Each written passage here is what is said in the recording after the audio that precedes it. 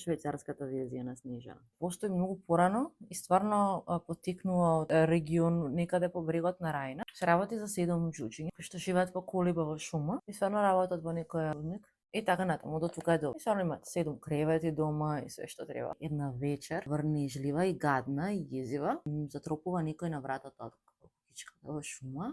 И кога ќе отворат, гледаат дека всушност е мокра, тажна, уплакана, многу убава девојка пред врата, која што ќе ги замоли да ги дадат за солништо за вечер.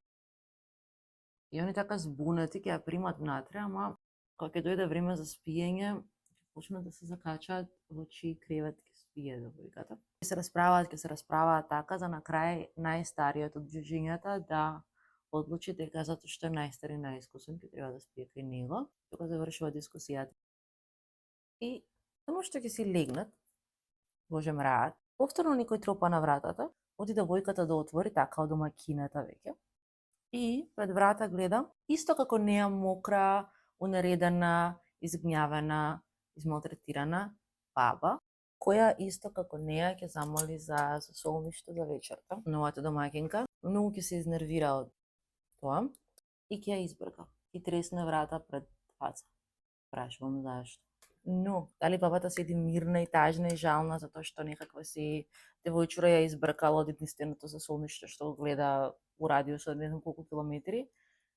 Не. Оди по брегот на Рајна и наоѓа некакви разбойници. Ова е бајка за деца и им вика дека во куќата на 7 џуџиња што живеат во близина се случуваат оргии, дека внатре во куќата има една ороспија. Не знам дали Инстаграм разбира ороспија и дали ќе ми го исече видеото, не ме интересира.